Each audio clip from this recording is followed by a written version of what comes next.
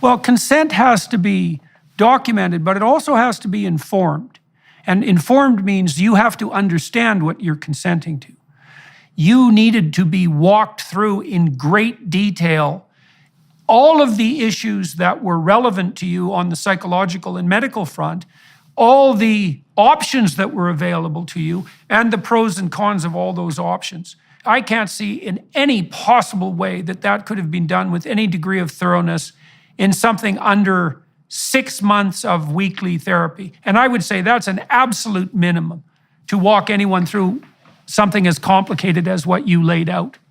The problem with me starting it so young was not only that I couldn't consent, I couldn't really fathom the full picture of things.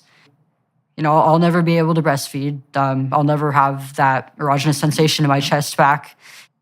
I do hate to speak about it, but I'm experiencing sexual dysfunction at the age of 18. That's something that women usually go through when they're in their 40s to 50s. How is I supposed to know?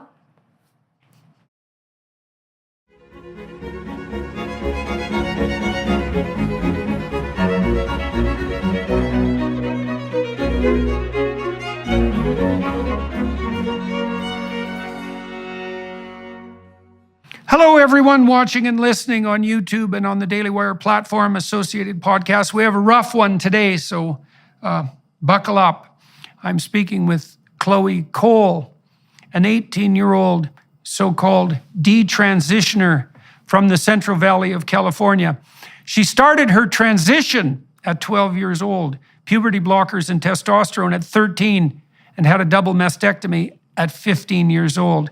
She is now a strong advocate against gender ideology and seeks legally to hold those propelling it forward accountable.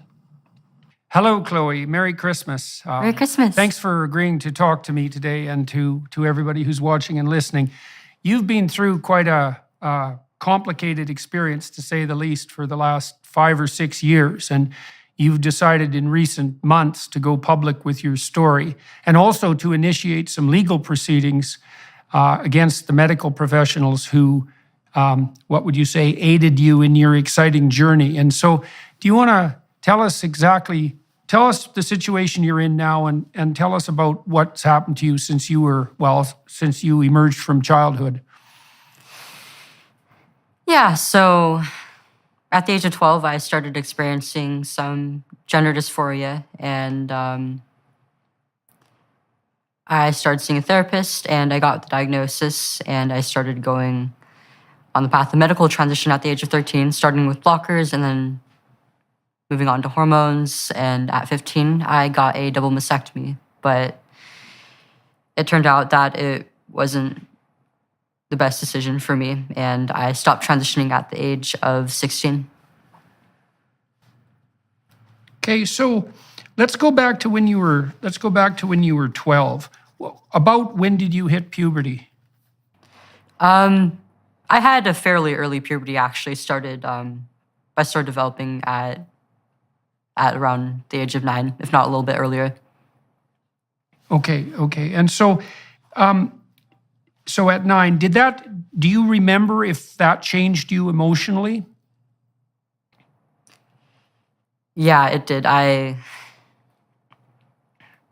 It was really difficult for me, actually.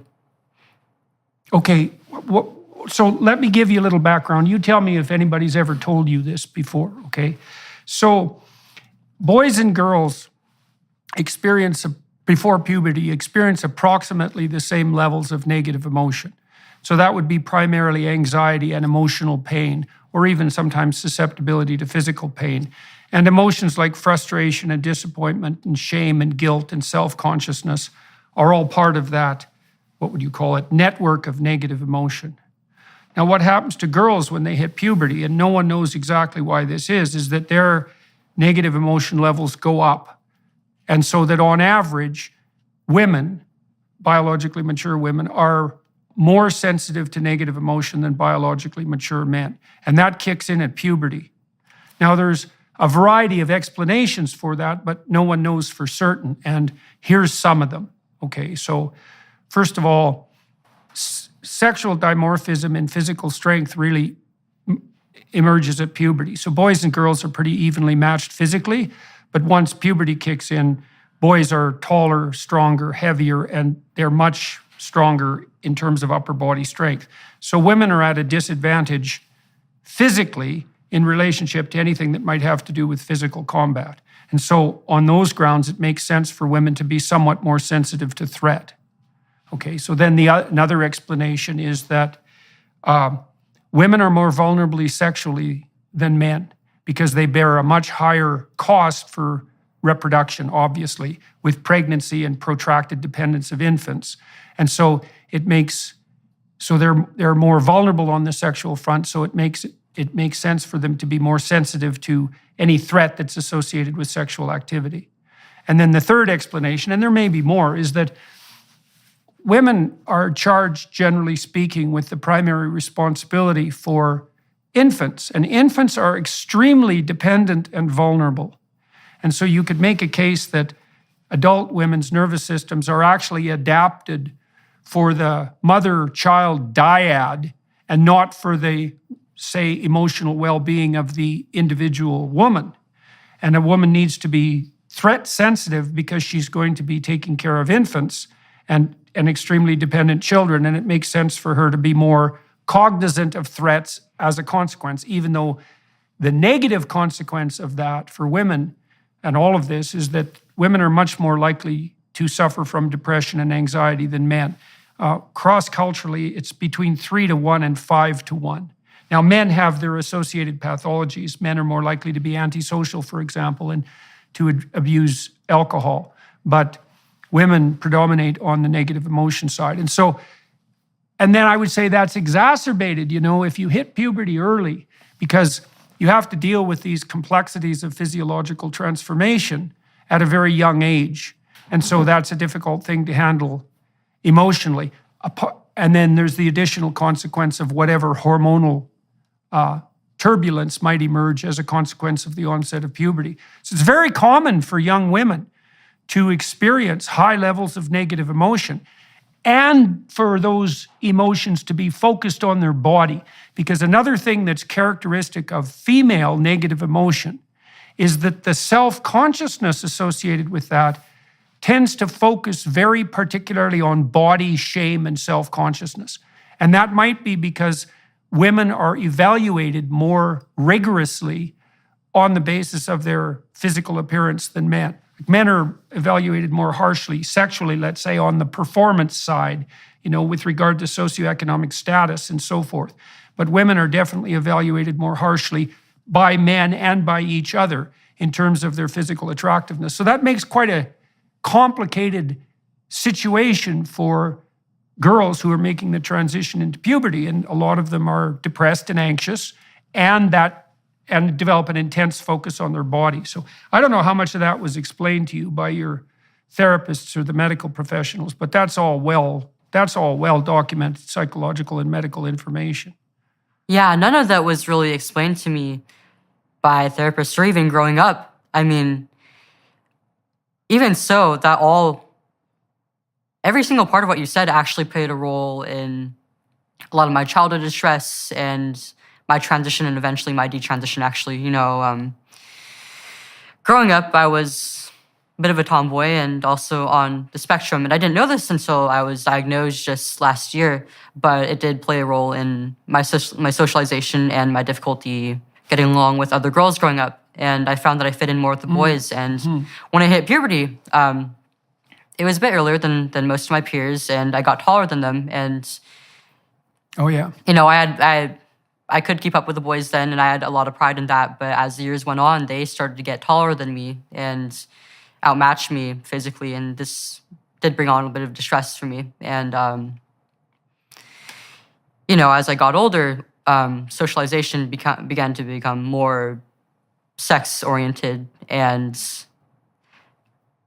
I found it even harder to fit in with girls my age. But at the same time, I was also starting to notice there's a divide between me and boys in several ways, and there was a lot of loneliness for me because on one hand, I didn't really feel like I was one of the girls, but on the other hand, I was losing my connection with some of my friends who I was close with and really cared about.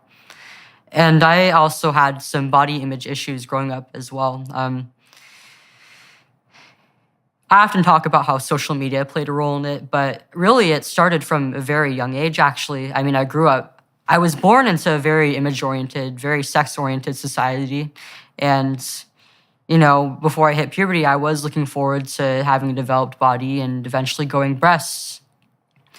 And, once I hit puberty,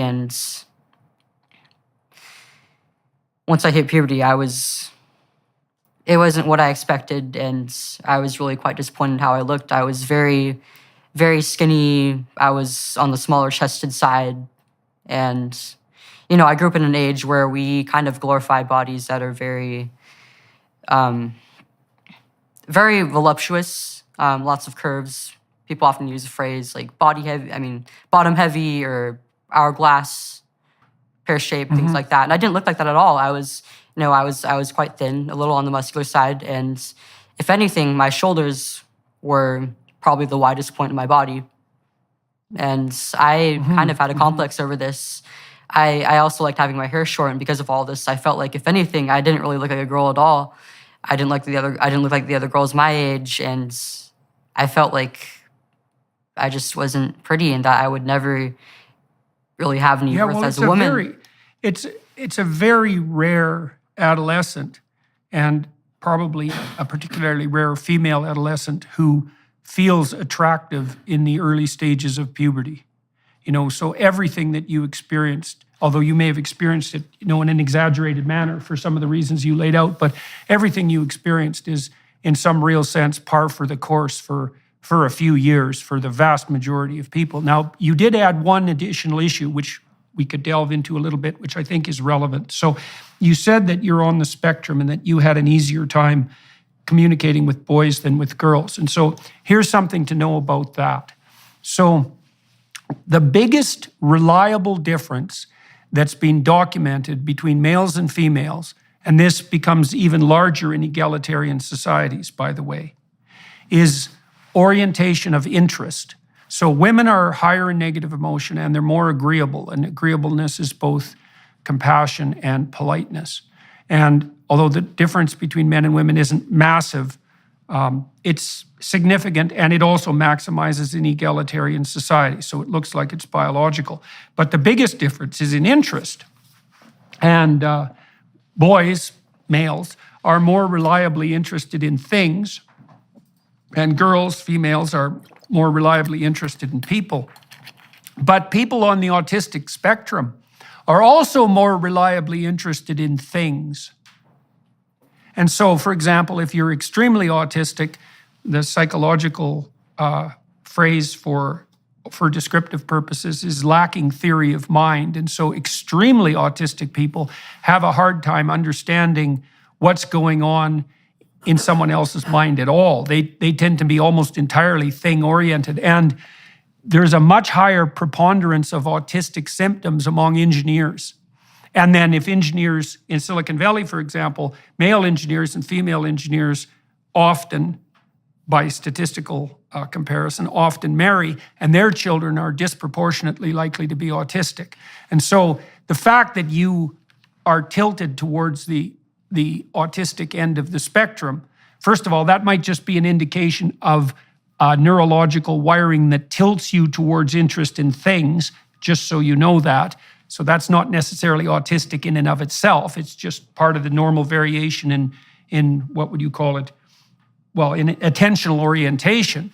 But the fact that you were on the spectrum, let's say, and more interested in things is going to make it more difficult for you to communicate with girls, because girls are reliably more interested in people. And then on the image front, this ties in with the idea of self-consciousness. So if you're on stage and you're talking to people and you become aware of yourself, tends to make you nervous and sweat and to become uncomfortable, to experience high levels of negative emotion. And self-consciousness itself looks like a manifestation of negative emotion. They're incredibly tightly linked statistically, almost indistinguishable from one another. And so what you see happening very often in girls, because girls are self-conscious in relationship to their body, because that's one of the primary ways they're assessed, let's say, for attractiveness and for social status, is that that self-consciousness tends to take the form of intense preoccupation with body and with image. And so that can be exacerbated by whatever social trends happen to be in place, but it's a very deep-seated problem. And so that's part of, and also the fact that you hit puberty earlier is going to make that, obviously, is going to make that more complicated, because it means you're not as neurologically or practically mature when you have to contend with all these issues. So everything that you described, in some sense, could have been attributed to the difficulties of normative development, just so you know. And this proclivity of teenagers to develop depression and anxiety, I want to take that apart for a minute too, for everybody who's listening. So imagine gender dysphoria. Okay, so 10 years ago it was comparatively rare, but not unheard of. But imagine it has two components, okay? One is a tendency towards negative emotion, so suffering, anxiety, depression, frustration, disappointment, pain, shame, guilt, self-consciousness, all of that. And then imagine there's a second part of it that's more specifically focused on discomfort with the body. Okay, the first part of that is the bulk of it. So if you look across forms of psychopathology, like mental illness, the major segment is high levels of negative emotion like depression and anxiety. And a secondary segment is the particular manifestation of that, in your case, in body dysmorphia. And so, and then the claims that uninformed mental health professionals make that you're at elevated risk for suicide if you're gender dysphoric is erroneous, because the elevated risk for suicide is actually a consequence of the general proclivity for depression and anxiety, and not a specific consequence of the gender dysphoria, or at least that's only a small subcomponent of it. And so that's another thing to know, is that the main clump of psychopathological manifestation, mental illness, is centered on heightened levels of negative emotion. And of course, that spikes for adolescent girls. Now, you may have been told this, but perhaps you weren't. So there are good long-term studies of children with gender dysphoria. Most of them were conducted in Toronto, where I happen to be, by a man named Ken Zucker. And Zucker ran a clinic for gender dysphoric kids way before this became part of the culture war, let's say. And he was a very straight and honest scientist, a very good researcher, not a political person. And what he showed was, what his clinic showed, many peer-reviewed studies, was that gender dysphoria of the type that you described is relatively rare. But if you leave kids alone till they're 19 or 18, 80 to 90% of them settle into their biological identity. Although about 80% of them are also homosexual in their orientation. And so the pathway for him, before this was all politicized, was you'd have a child who was gender nonconforming temperamentally, somewhat like you were. You didn't have a pattern of female interests, let's say. And then prone to depression and anxiety, and then that combination would produce this gender dysphoria, and that would become quite intense around the dawn of puberty. But if you just backed the hell off and waited, those kids would settle into their body, but generally adopt a homosexual orientation. And so that was, as far as I could tell, that was the best research. Now, Zucker got slaughtered for this once it became politicized. He lost his job. He was pilloried by the Toronto Star, the newspaper here. He won a lawsuit against them just a couple of years ago, but they demolished his career.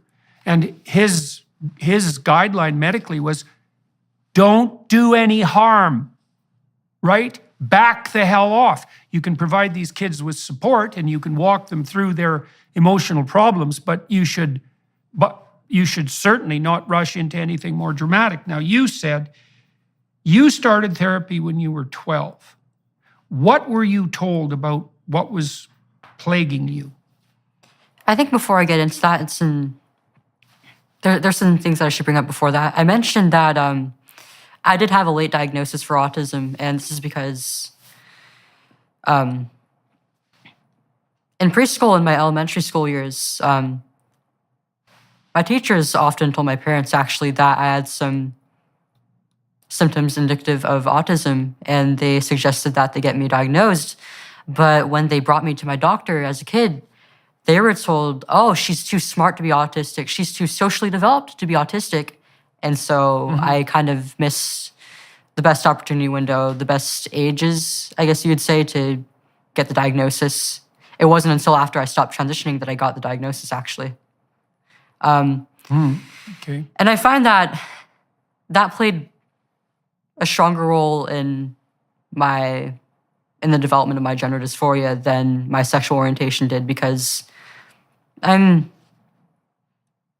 mostly heterosexual. I'm mostly attracted to men, and I mean, I do have like a very marginal attraction to other women, but it's mostly sexual in nature. I don't really have any emotional attraction to them, and it's not something that I really ever care about, because I mean, it's not like I do want to have a family one day. I do want to have children, and I can't really do that naturally with a woman. So I just don't really see a point in it. Yeah, well, there is some evidence, by the way, too. And I would say this evidence is less compelling, but I think it's worth contemplating, is that the distribution of sexual attraction in men looks like it's more bimodal than it is in women. And so there seem to be homosexual men and heterosexual men and not much in between. But on the female side, there's some evidence that women are more broadly attracted to what, obviously most women are heterosexual in their orientation, but a higher proportion of women report a co-attraction to other women than men who report a co-attraction to other men. And so why that is, again, isn't exactly obvious, and I wouldn't say that research is incontrovertible, but it's also worth knowing, because one of the things that young women who are confused about their sexual identity and their body might be wondering is, well, now and then I feel an attraction to another girl. What does that mean? Does that mean that I'm not, female in my essence, not female physiologically, I'm not female psychologically? And I would say, no, it doesn't mean that at all. It's pretty damn common. It might even be the norm. And I think most women would, when pushed, would make the same statement that you just made about their relative sexual attraction. So that's a good thing to know too. Okay, so back when you were 12, so you were diagnosed a little bit with autism when you were young, but you were told by your medical professionals that you were too intelligent for that diagnosis to be relevant. Yes. And so, well, part of that's this distinction, right? It's complicated, because what symptoms did you have of autism when you were a kid? It was mainly social and emotional. I was very prone to emotional outbursts, and mainly getting along with and maintaining friendships. And also, I did also have some sensory difficulties, like with certain textures of fabrics or certain smells, certain foods I wouldn't eat. So, okay, so it was mostly in the social realm. And what about your language development? Was it normal? Do you know? I was advanced, actually. I had taught myself to read and write, and I was further ahead of my peers in that area. Okay, because you'd be a complicated case to assess as a child, given your retrospective report, because another one of the stellar, what would you say, cardinal characteristics of autism is delayed language development. And so that might have been partly what the physicians were referring to when they said, that you were too smart to be autistic. But then it's also difficult to parse apart the fact that it is a distribution, and the mere fact that you had difficulties in social communication. And were you interested in things? Yeah. Like, were you interested in You were. What about mathematically? What do we mean by that?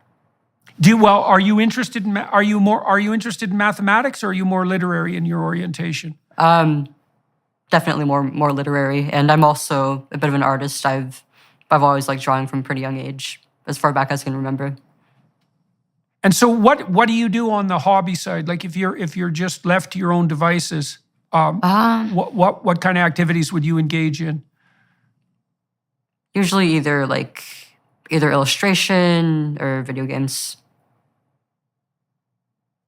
And so would you regard yourself as a creative person? Yeah. Okay, see, that's relevant too, because so creativity is associated with this personality trait, openness. And open people have pretty mutable identities. It's sort of the hallmark of being creative, right? Is a creative person isn't that stable in their identity. And I don't mean in the negative emotion sense. I mean, they can be one person or another. They're changing. That mutability is part of being creative. And so in your situation, if you had social difficulties, if you had high levels of negative emotion, if you were characterized by bodily self-consciousness and you were creative, then you're a pretty good candidate for the idea that your gender might not be properly aligned with your physiology. You know, you've got all the risk factors, so to speak, that would put someone in that category. Okay, so when you were 12, you started therapy, and why was that, and what happened? So I was about 11 when I got my first phone, and I started using social media. The main platform I would use was Instagram, so very image-oriented. Very image-oriented. Right, And right. It further reinforced and worsened my body image issues. And I was just force-fed a lot of content that was just very difficult to take in. Okay, so tell me about that in some detail. So you're using Instagram. It's a very image-oriented platform. And you said that was really hard on you. You alluded to the fact that you were looking at socially approved images of women, let's say voluptuous women, and you were drawing a negative conclusion in relationship to yourself. And so exactly how did that play out day to day? I started comparing myself a lot to like my family and the other girls around me.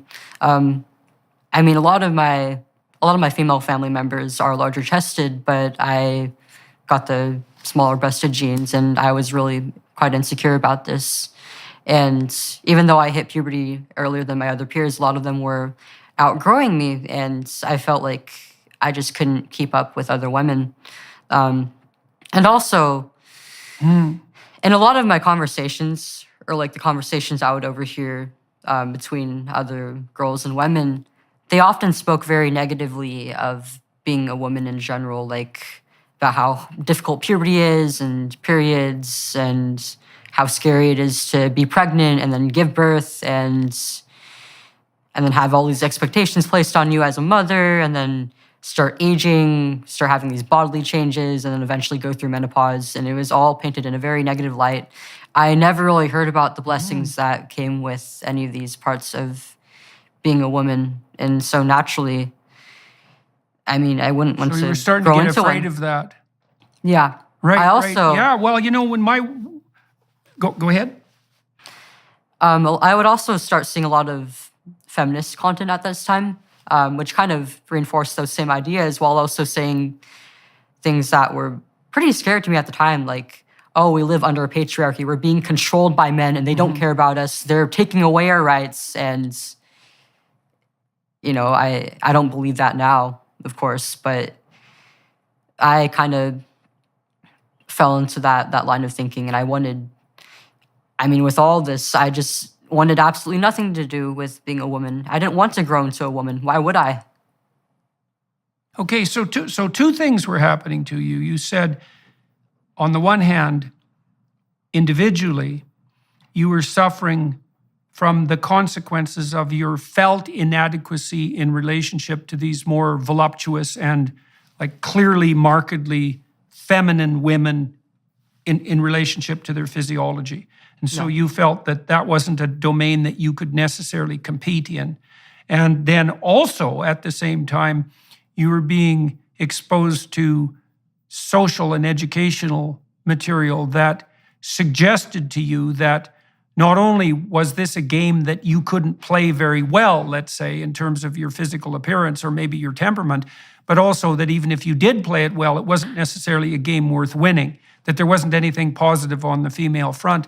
You know, when my wife was pregnant with our kids, one of the things that really struck me, and I never really forgot it, was that so many people would tell her horror stories about pregnancy, sometimes their own or sometimes the pregnancy of other people that, that they had known, and really do what they could to terrify her. And that always used to irritate me because my wife actually really enjoyed being pregnant. I mean, my daughter got quite ill when she was pregnant, so I know there's a huge variation there. I saw that with my clinical clients, but it's not like there's nothing positive about being female.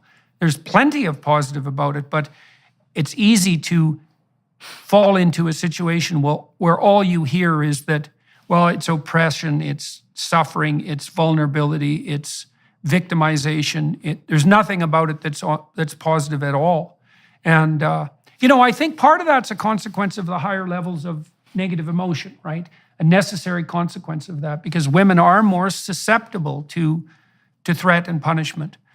But that doesn't seem really to have all that much to do in any real sense with women's actual place in the social hierarchy. And the reason I say that is because, you see, as I mentioned earlier, there are societies that have become more egalitarian, and so where women clearly have far more opportunity on the socioeconomic front than they've ever had in the past. And those countries, the countries that have gone farthest down that route, are probably the Scandinavian countries. And the consequence of that is that the difference between men and women in negative emotion is actually higher than it is in traditional societies. Women have higher levels of negative emotion in Scandinavia than they do in more traditional societies. And so it doesn't look like the higher levels of negative emotion that are characteristic of femininity are a consequence, let's say, of patriarchal oppression.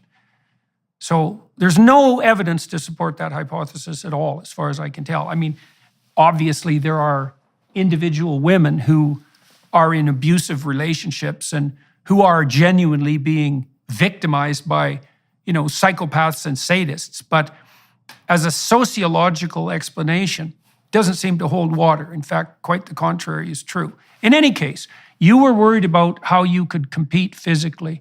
And that's sad too, because men are actually much less choosy, so to speak, than women are when it comes to evaluating physical attractiveness. So for example, virtually every woman can find a sexual partner, and usually very quickly. It's certainly not true for men.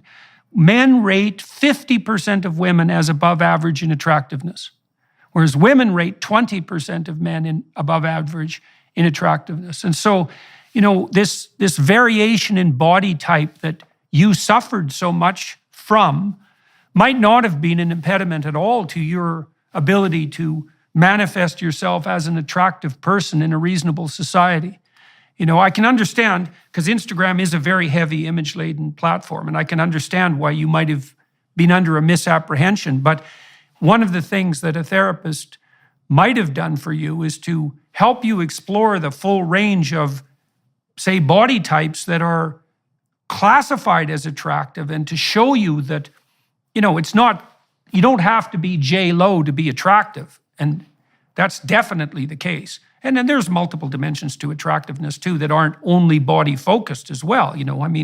Men do evaluate women on the basis of their physical attractiveness, but that's not the only dimension of evaluation.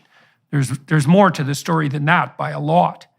So, okay, so you fell into Instagram, and you also started to become susceptible to this, what would you say, negative propagandization about the female role. So you couldn't see anything positive in that for you, eh? Yeah, and a lot of these feminists would kind of downplay, I guess you could say, like the traditional role of a woman and the importance of motherhood, or even just fulfilling a maternal role. I didn't really value that a lot growing up because I was the youngest of 5 kids, and I never really had to take care of anybody. I didn't really know what that felt like. And so I never really thought that I wanted to have kids until a few years later. After I stopped transitioning, actually, I realized that I did have a maternal instinct, and I really did want to be a mother and have blood children. And that was an instinct that wasn't really fostered or wasn't really allowed to grow at all because I was playing the role of a boy and also taking testosterone on top of that. But at roughly the same time that I started using social media, I started seeing feminist content and just the hell that is Instagram. I would also see a lot of like LGBT focused content, and a lot of it was like teenagers and young adults who identified as transgender or non-binary, and it was primarily young women. And I would often see a lot of them had the same struggles with as I did socially, and many of them weren't exactly the closest with their families. And I would see them go from struggling to changing their expression and then eventually becoming more accepted by their families. And it seemed like people really supported them and had their backs, and that they had this sense of community around them. And that was something that really touched me because I didn't really realize it at the time, but that was something that I wish that I had. Okay, so you wish that you had what? Do you mean a peer community? Like when you were feeling lonesome and isolated, what is it that you were lacking, and what is it that you were wishing for? I think mainly I really wish that I had friends around me who I knew I could depend on and would. Okay, did you have any friends at that period? Did you have any friends at that period of time? I did, but I wouldn't say that I was particularly close to them or that I had very many at school. I mean, I didn't really fit in in middle school. I didn't have a whole lot of friends, and I found that there was kind of a favoritism amongst students by staff, and I was like a new kid, and I wasn't like really involved in any sports or clubs or activities or anything like that, and I was kind of a difficult student, and I found that I was being bullied by both students and staff. Right. Okay, and I also wasn't. I wasn't like being abused by my family or anything, but I just wasn't very close to anybody really. I mean, my siblings are all older than me.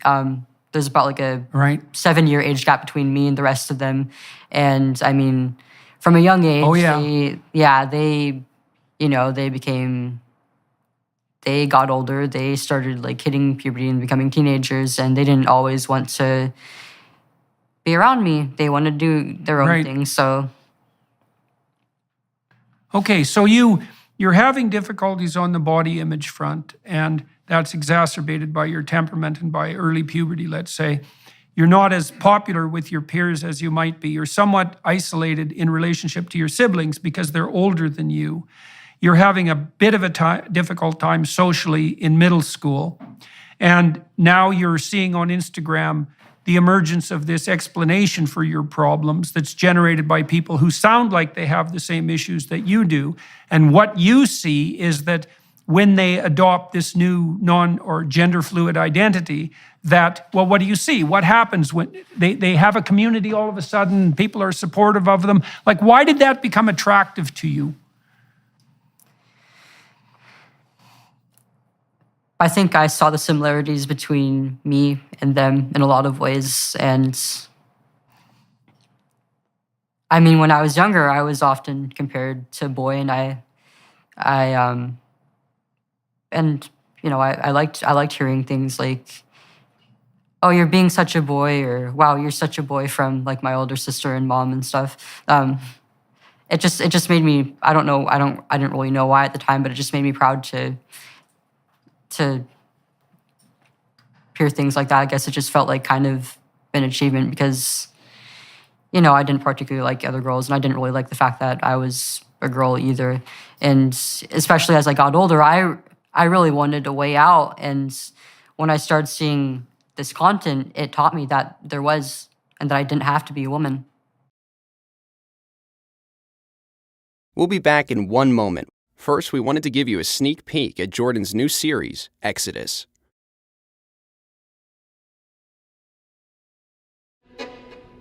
The Hebrews created history as we know it.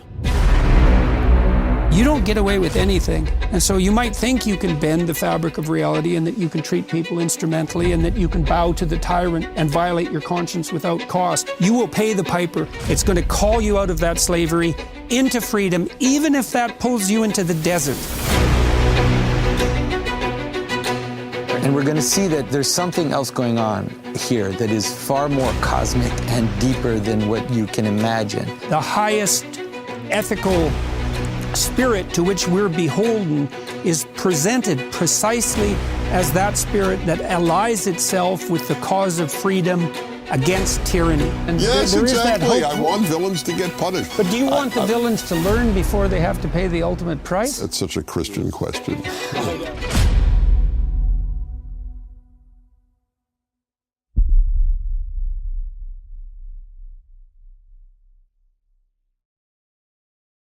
Right. Well, there is something complementary, let's say, in some sense, about having those masculine attributes, those masculine qualities attributed to you when you're a young girl, because they're often associated, when they're positive, with something like courageousness and the willingness to explore and the ability to sort of stand on your own 2 feet. And so you can imagine how that might be attractive. And then you also were presented with a solution to your problems in some sense, right? You had quite a complex series of issues that were besetting you. And all of a sudden there's a pathway forward. And the pathway forward is something like, and correct me if I'm wrong, I do not want to put words in your mouth, is that, well, you have a non-standard gender identity, let's say, and that means maybe you're born in the wrong body, something like that. Now, it's interesting in your case because, you actually, your basic core fantasy was that you wanted to be a fully developed and, let's say, voluptuous woman. I mean, so that was really driving this, but if, from what I understand, but you were worried that wouldn't happen, and then you started to become concerned about the adoption of a female identity, and then there was this alternative pathway that was laid forward before you. What was happening to you in therapy at this time? Was all this making itself manifest while you were in therapy, and what role was your therapist playing in this? Yeah, so at around the age of 12, I decided that I wasn't actually a girl after some period of time questioning my sexuality and then eventually my gender identity. I switched between labels before I finally settled on, I think I'm just actually a boy. And I started cutting my hair shorter gradually, wearing more boys' clothing, and I came out to my older sister, some friends that I was closer to, and at school, and some people online as well.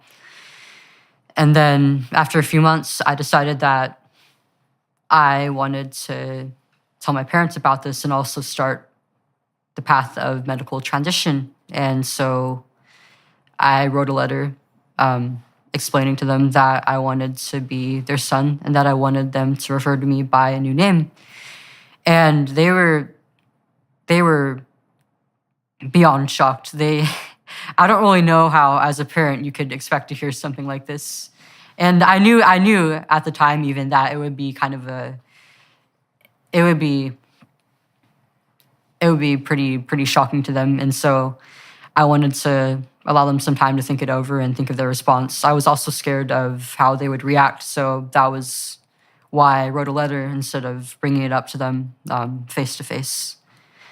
They wanted to support me, but they weren't exactly sure of what they should do, and so they wanted to seek the help of somebody who maybe an expert in this who was more knowledgeable in this, and they thought of it as like a psychological issue, and they wanted to get to the root of it, and so they sent me to a therapist. And do you remember what specialization was your therapist? Did you see a psychologist or a psychiatrist, a social worker? Do you know? Do you remember?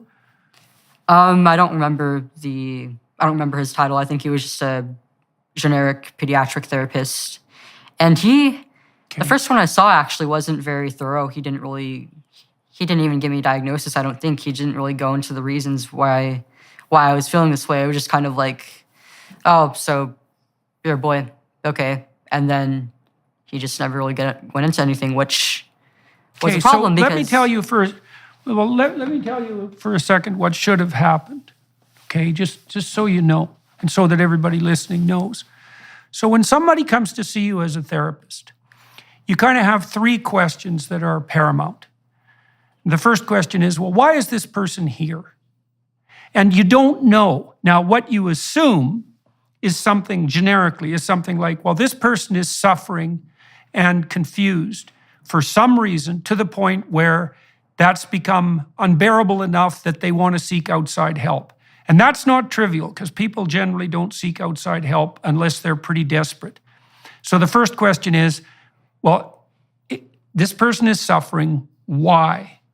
And then the next question is, well, is that something, it goes along with why, is that something that's intrinsic to them? So is there something wrong with them, say, in relationship to a mental illness or a physical illness? Or is there something about their situation that would make anybody miserable if they were in the same situation? And then the third thing is, well, having sorted out that the person is miserable and why they're miserable, what could be done about it? And all of that should be open for discussion, right? So if you came to see me as a therapist, the first thing I would do is kind of what I'm doing in this interview today, is I'd try to figure out, well, what exactly is going on with you? And you see, that's different than affirming your identity, right? Because you could come to me as a client and say, well, I think I'm a boy. And the proper response for me as a therapist is, okay, well, you've said that, and I want to find out why that is, but I'm not going to take that as gospel. I'm going to find out, because we're trying to solve a complicated problem here, which is, well, you're suffering, and it isn't exactly obvious why. In fact, it's not obvious at all. And it's not up to me as a therapist to leap to a conclusion. It's up to me to talk to you, and maybe for hundreds of hours, to find out exactly what it is that's going on. Because I found out already, look, your initial fantasy was that you wanted to be female, but you felt that in some ways your body was failing you on that front. And then you then you found out that being a female wasn't, maybe had some downsides and maybe all downsides. And so then you were looking for an alternative, and you found one that also explained some of the difficulties you were having socially. That's what you've told me so far. Okay, but that doesn't mean we know what to do about it yet, right? We've laid out the problem landscape, but the logical conclusion of that isn't you're a boy and you should go on puberty blockers and then move towards surgery, right? We're nowhere near that. We're dozens of hours or hundreds of hours away from any decision like that. And so that's what should have happened to you when you went for therapy. You should have had the time to lay out the whole problem, and then to have the space to explore this really deeply so that you could come to terms with what it was that how you needed to move forward. Okay, so you said that, as far as I can tell so far, you said your therapist accepted the idea that you should be a boy pretty damn rapidly. I should also point out to everyone who's listening, that's actually now mandatory by law. So in many jurisdictions. So now, because of standards of gender-affirming care, therapists are required, if you say something like you're a girl, you say something like, well, I'm a boy, the therapist is now required to agree with you on pain of license loss. So beware, everyone listening and watching, because that's now the law in many places. And so to me, that's the end of psychotherapy, because all psychotherapy is a questioning approach fundamentally, to find out what the problem is and then to try to work towards, well, first of all, non-harmful solutions. So I would have, with you, for example, I would have explored some of the realm of alternative forms of beauty. That would have been a nice thing to walk you through to some degree, so you could see more of what the range was of acceptable and admirable physiological types. Because that, I don't know for sure that we would have done that, but we might have, because that would have been good for you to get a broader picture of attractiveness, right? And then also to tell you about the fact that a lot of the misery that you were experiencing was, well, par for the course for females at puberty, but also exacerbated by your temperamental proclivities. And so that might have helped you calm down a bit, right? Because you get a bit of an explanation for your misery that way, and also some hope that you'd kind of grow out of it with time. So, okay, so you went to the therapist and he more or less agreed with your prognosis and diagnosis that you were a boy. Okay, so was the therapeutic process of any utility to you? No, he didn't really do anything, actually. I was actually pretty dissatisfied with him. I did have some stuff going on at home and at school that he just never went into. The full picture of my mental health wasn't really explored at all, actually, throughout the course of my transition. And a lot of what I mentioned, I didn't even know was a problem until recently, until well after I stopped transitioning, and I was old enough to really be able to introspect well enough to figure out where it all stemmed from. But it was never explored by the adults who put me on this path. Okay, so what did they, how often did you go see your therapist, and what actually happened during the so-called therapeutic process? I would say maybe about like once a week to once every 2 weeks. And, I would talk about, it's hard to remember so far back, but I remember nothing really ever came out of the appointments. Like I would tell him like, oh, like my phone got taken away and I don't really have like any contact with the outside world, for example. And he would just be like, oh, okay, how are you dealing with that? And I'd be like, not very well. And he would just say, okay, and not really do anything about it, not really offer me anything at all. And eventually, I'd say after maybe like a month or so, he maybe got fired or he transferred somewhere else because he wasn't there anymore. And then I got sent to another therapist. And roughly around that time, I expressed to my parents that, I'm not really satisfied. I want to go through with a medical transition. I want to go on hormones. And they actually pushed back on this at first. They were very cautious of this. They didn't know why I was pushing for it so much. And they wanted me to wait a little bit because at this point in time, I was only 13 years old. I was quite young to be doing such a thing. And they stay that way until I got my gender dysphoria diagnosis. And during one of the appointments that they were there for, I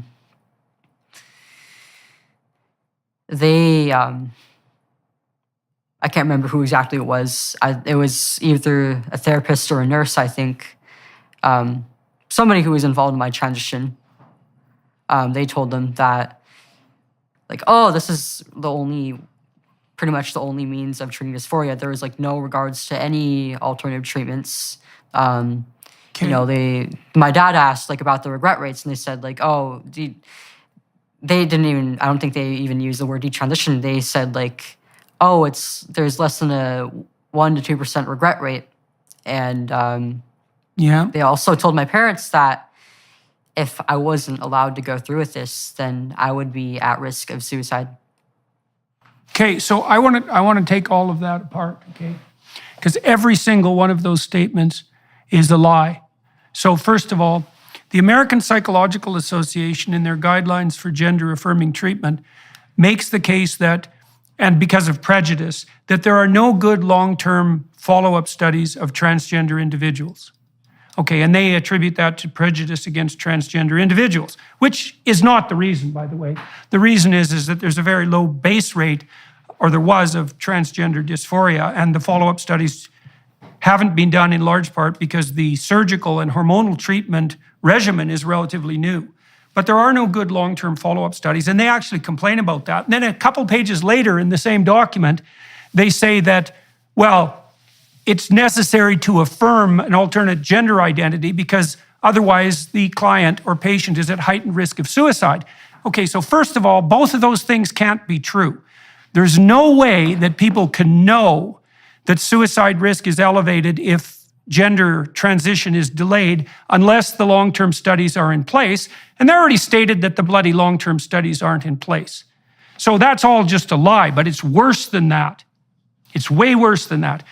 You see, gender dysphoria is a variant of the suffering that's associated with negative emotion, depression and anxiety. Now, depression and anxiety are the primary drivers of suicidal ideation, not gender dysphoria per se. And so they're confusing the source. Now and then there is no evidence whatsoever that transition of the medical sort actually has a salutary effect on mental health, partly because the long-term studies simply haven't been done. And the idea that we actually know from a research perspective that a child is much safer if they start transition than they are if they don't. That's simply not true. Ken Zucker's work has showed quite clearly that if you just leave the kids alone, then by the time they're 18 or 19, most of them settle into their biological identities.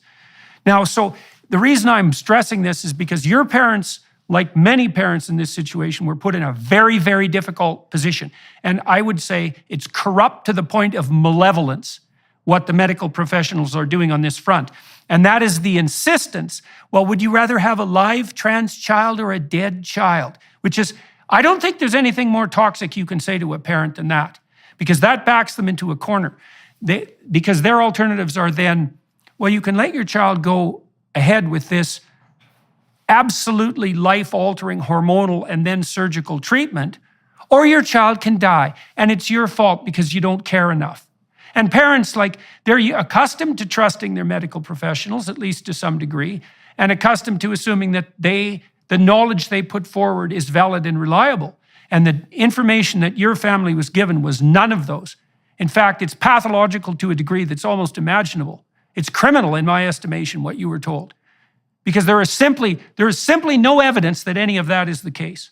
There's no evidence that transitioning kids are less likely to be suicidal. There's no evidence that that's the only treatment path that works. And there's certainly no evidence that there's no alternative to transition or suicide.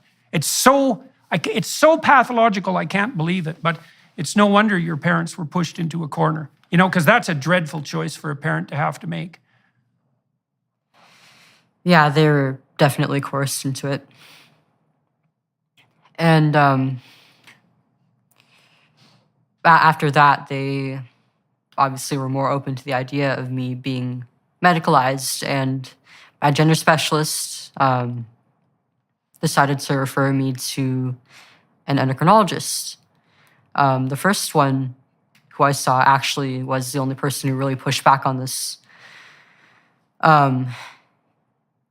After the appointment, he said, you're very young, you're 13, and this could have some negative implications for your brain development going forward. So I think it's something that should wait. I'm not going to prescribe these to you. And after that, I was just referred to another endocrinologist who, after about 2 or 3 appointments, gave me the consent forms for blockers. I started about a month after that, and then I had another appointment to sign off on the forms for testosterone. And my mom also had to sign off on them.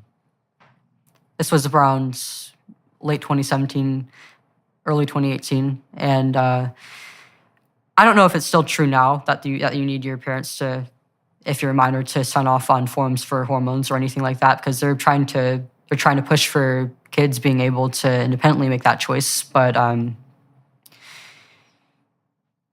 when I was reading these forums, they list a few side effects for either of them, but I was a perfectly healthy kid before I started transitioning. So, it was kind of hard to determine which of those I might experience. And I was barely a teenager. Kids kind of tend to think that they're invincible, that nothing could get them. But I started experiencing some complications that affect me to this day. Okay, so 3 questions. What were you experiencing socially at this time? Like, how broadly had you made your transition known, and what was the consequence socially? And then what were you fantasizing about your life being like if you successfully transitioned to a boy, so to speak? And then what were the consequences of the hormonal treatment? So let's go through those one by one. What was happening to you on the social front at this point? So I was in 8th grade at this point, and I wasn't really like out to anybody other than family and a few people at school. But my other peers, who I didn't necessarily speak to about this, did notice my change in presentation, that I started to look more like a boy, and they weren't necessarily the nicest to me about it. I was kind of ostracized amongst my peers. They would call me names, and there was one boy who would harass me over the course of the school year. And there was an incident with him that I will bring up later, but I wasn't my peers weren't necessarily the most supportive of me at this time. But once I started on the hormones and I started having the physical changes, I'll get into that later, actually. Okay, so and what were you hoping for? I'm presuming your fantasy life switched to some degree. Now, you told me earlier that in the earliest stages of your transformation into adulthood, you were thinking about this voluptuous female ideal and then bemoaning your distance from that. But now you've decided to change sexes, essentially. And so you have a new vision of who you could be and what life would be like, I presume, that would be going along with that. What were you expecting / hoping for, and why did you believe it?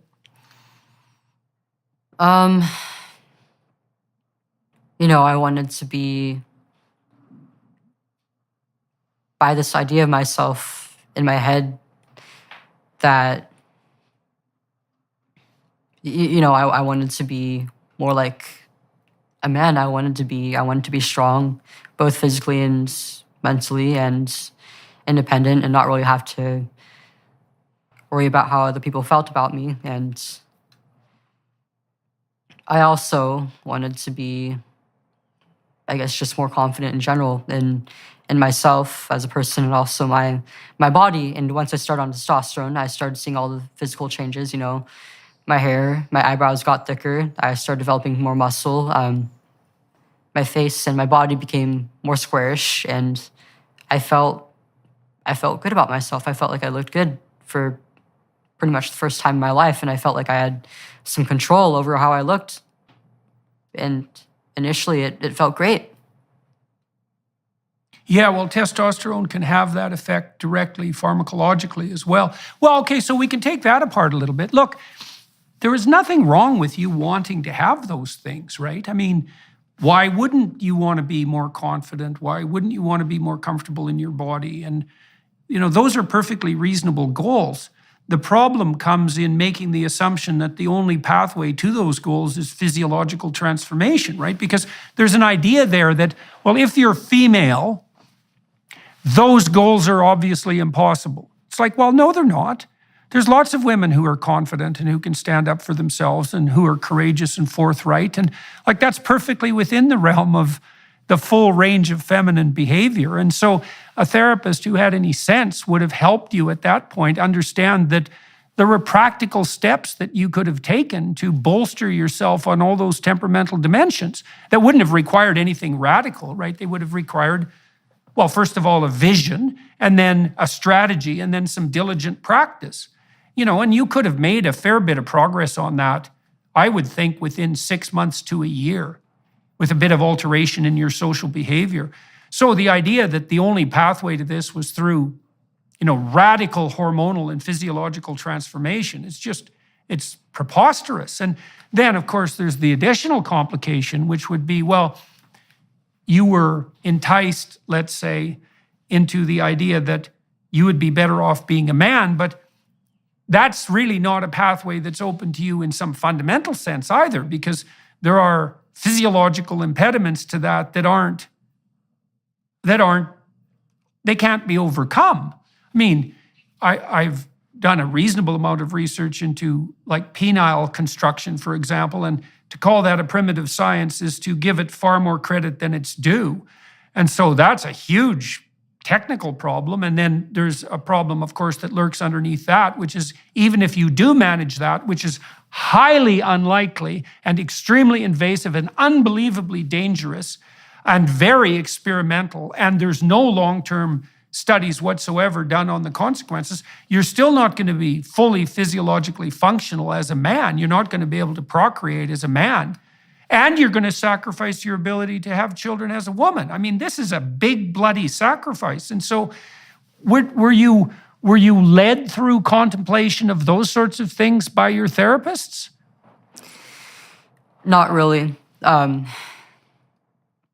They never really went in depth. I mean, they would talk about like they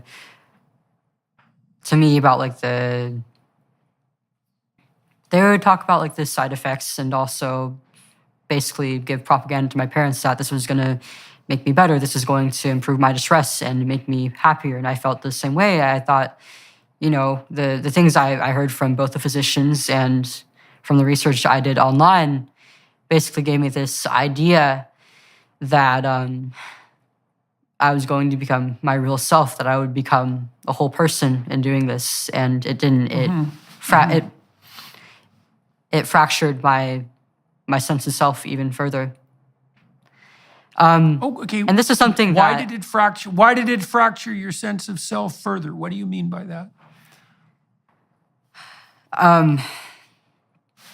There's a lot to that, actually. I mean, I was basically living a lie for a few years. That was very stressful, and I was trying to uphold this idea I had myself in my head that was false. It was a delusion. I genuinely believed that I was somehow a man, despite being a biological female.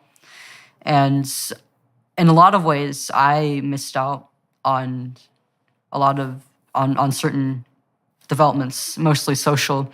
I'm still, I didn't really go through the crucial social female socialization that goes on throughout late middle school or in high school.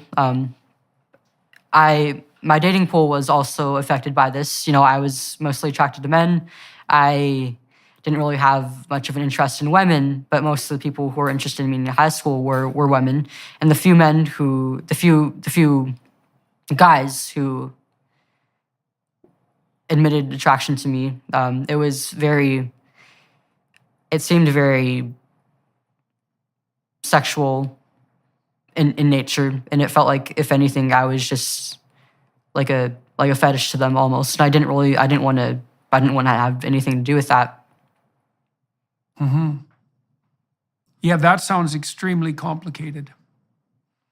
And there is also another element to it that I haven't really spoken on before, but I feel like it does need to be said. It is kind of uncomfortable because because of my age at the time, and it's also a very sensitive topic, but I think I did also have some sexual motivations in doing this. I like the idea of like the changes that testosterone would bring on to my body. And a lot of feminists and activists who speak about like transgender people and detransitioners, they often talk about AGP or autogynephilia, which is like I don't know if you're familiar with. Yeah, it's like a like a man. So autogynephilia is the fantasy. It's a sexual fantasy generally, and then it often characterizes men who become transsexual and start cross-dressing later in life, and they develop sexual arousal from picturing themselves or acting out being the opposite sex. And so I think some of that, by the way, you talked about the fact that you wanted to have some of the classic male attributes, masculine attributes, right? Like self-confidence and courage and so forth, and that you were complimented when you were referred to in that manner. I think a lot of what happens to these men who develop these sexual fetishes later in life is that there is a part of them that's crying out for exploration of and development of their feminine side. Right? But instead of having that happen psychologically and starting to integrate, let's say, compassion and care and concern for people rather than things, instead of integrating those cross-sexual proclivities, they start to act it out as if it's a concrete reality, right? And you were definitely enticed into doing that. But you also said, and don't let me delve into this more than you're comfortable with, but you also said that there was a the sexual element specifically. So was there something in your fantasies about, what was that? Was that about you being a boy? You said you were still attracted to women. So we brought this up, we might as well clarify it. What was the nature of the interaction with sexuality? I mean, it's obviously relevant. It was fantasies about being a man, about being male and having like masculine attributes to my body, and also a lot of it did involve like having like a female partner, which I never really explored in real life because I didn't have any emotional attraction to women. I didn't want to have a relationship with another woman, and so I never really cared to actually act it out. But this was, I guess you could say that I did have like a female analog of autogynephilia. If there's a word for it, I guess it would be autoandrophilia. But I didn't really understand this at the time because I was so young. Yeah, well, look, I mean, in adolescence, the range of sexual fantasy can be extremely broad. And there is a difference between fantasy and real life. I mean, people will fantasize about things that they won't do in their real life. And the fact of the fantasies, it can become pathological if people dwell on it, but the fact that the fantasy covers a wider range than behavior would is actually more an indication of the creative capacity of fantasy, right? I mean, we'll do things in our dreams, for example, or play out scenarios in our dreams that would never occur in real life. And it's because part of the human capacity for ingenuity is the capacity to imagine multiple different scenarios. And some of those can be extreme, like I'll find, for example, that if I'm angry with something, I can have quite violent fantasies. And I think, oh my God, where did that come from? But that doesn't mean that I would act them out, or at least I hope it means that I wouldn't act them out.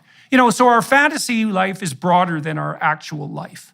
And you border the acting out of your fantasies by social necessity in some sense. So the mere fact that you were having those fantasies, that's not an indication of anything that's in and of itself pathological. That's still well within the realm of normative adolescent sexual fantasy, I would say. Maybe it was a little more exaggerated in your case because of the testosterone, and maybe even to some degree because of your more masculine temperament, but it's still well within the range of normality. So what happened to you when you started taking the hormones? And how did you react to that? I started having some physical changes, like with my appearance, and also some behavioral changes. Like I felt more confident. I started to develop kind of a competitive streak with, especially with boys my age. And I started to socialize just a little bit more like they did. And I also, obviously because I was taking androgens, I also started experiencing a very strong increase in my libido. And it was very difficult to keep up with. And it started to become a problem with me without me even realizing it. I did, unfortunately, develop an addiction to porn. And I also just had a very unhealthy relationship with my body and sexuality, and I still do to this day. So on the porn front, was that female images or male?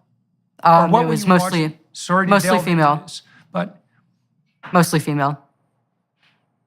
Okay, so it was mostly female, But you had no interest in establishing a relationship with females, and on the dating front, you still wanted to, at least in principle, you still wanted to be with boys. Jesus, that's quite a confusing mess to walk through. So, yeah, no kidding.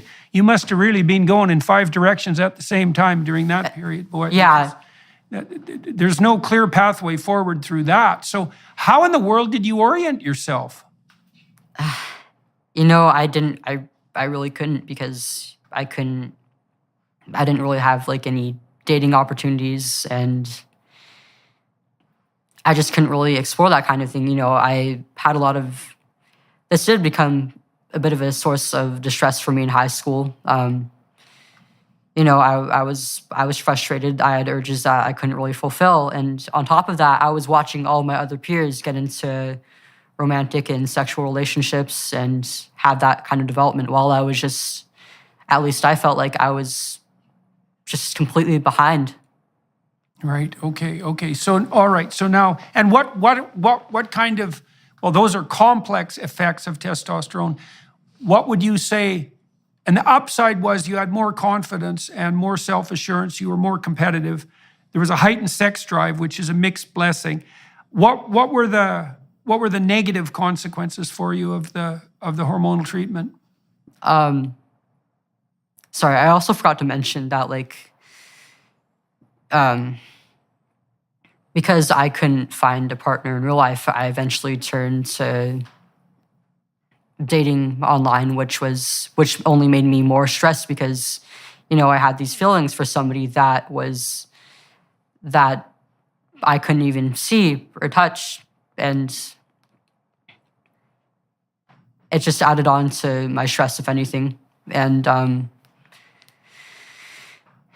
I found that, if anything, more often than not, I would just get used by other people. Yeah. Either emotionally for support, or for more intimate images of me. But it was the closest I could get to real intimacy, and I was quite lonely throughout high school.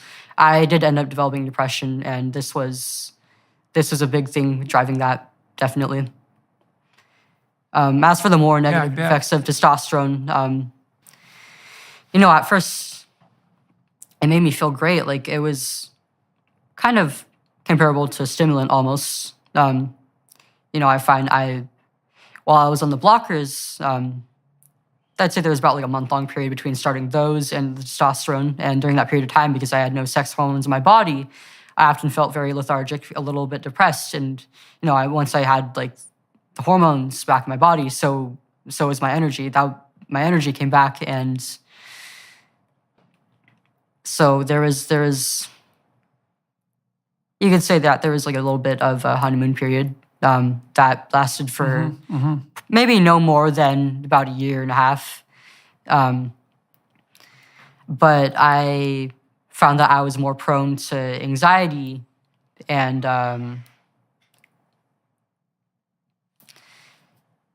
I also, I'd say about like a year or so on testosterone, I started experiencing some difficulties with my urinary tract. I think I got my first UTI, and then eventually it devolved to me having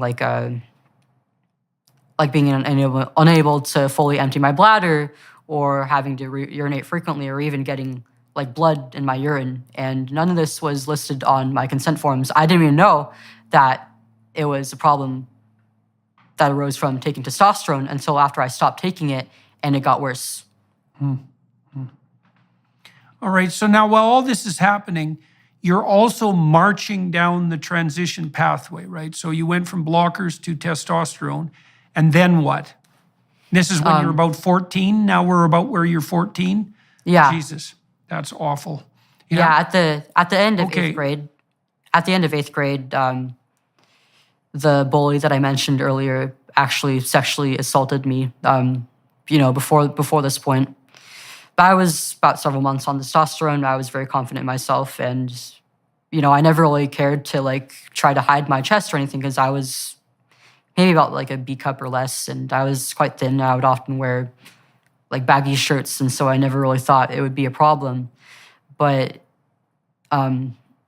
he had groped me in the middle of a classroom. And before this, I actually had a very strong fear of being sexually assaulted. A lot of my female peers and some of the older women I knew had been either assaulted or raped or sexually abused. And hearing these accounts growing up made me fear the same thing eventually happened to myself, and then it did. And, in that moment, it was like glass shattering. It felt like I was the only person in the room, because it was as if nobody even noticed or cared that this happened to me. And I ended up downplaying it in my head. It was like, well, nobody noticed and nobody saw. So maybe it just doesn't matter. What exactly happened? What exactly happened to you, if you don't mind? So that he walked up to me. You were in class? Yeah. No, it was, yeah, this was in class, and he just walked up to me. He often would do things to intimidate me, and then he took a step further by squeezing one of my breasts. I see. And at the time it was just like, maybe it's just boys being boys, so I'll just play it off and be a man about it, and I won't be bothered by it. No, there's definitely malevolent intent behind that. I knew that even if it did bother me, that I wouldn't really have a chance to speak up, because if I brought it up to the school office, then they would just leave the kid with a slap on the wrist, and he would come back maybe after like a 2-day suspension, and then potentially do something worse to me. So I didn't bother. Right. So that made you feel more isolated. Yeah. That's what you said. It made you feel, right, that nobody cared. Yeah, well, that's a real, a lot of people get traumatized by malevolence, say. Like, it's not even exactly the physical act, although it's obviously also that. It's the fact that someone is doing something literally designed to hurt you and subjugate you and make you miserable. And so you get contact with that intent, and that's really hard on people to encounter malevolence like that. So it's no wonder it bothered you. And you can think, well, what did it really mean physically? It really didn't damage me. It's like, that's not the point. The point is the intent of the person who did it. And this was a bully who was, what would you say, accelerating his bullying cycle. And God only knows where that would have gone, because someone like that who doesn't have enough internal constraint, there's no limit in some sense to what they might eventually do. So you had reason to be afraid and to be, set back on your heels. So that's really too bad. So that threw you for a loop. How did that play into your next decision? So very soon after that was when I decided to start binding my chest. I asked my mom to buy me a binder, buy me some binders online. I don't know if you know what they are, but they're like a compression device. Yeah. They cover part of the torso, and in the chest area, they basically like squeeze the breasts to make them look flatter. And I wore those for about, I'd say, 2 years before getting a mastectomy, and I got sick of it. Like I would work out, I would swim, I would walk home in super hot weather in these things, and I just wanted to be done with it. Like I wanted to be free of wearing this thing, but at the same time, I didn't want my chest to be visible. I was afraid of the attention that would bring me, and also, like, I genuinely believed myself to be a boy. I wanted to look like a boy and be able to take my shirt off without any cares.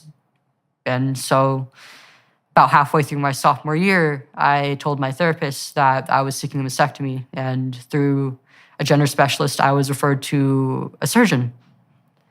And I had an appointment with him, and so what did your therapist say? Okay, so what's happening with your therapist during all this time? I mean, now, so you're a physiologically healthy young woman, and you've just announced that you want to undergo a form of radical surgery that's generally reserved for advanced stage cancer survivors.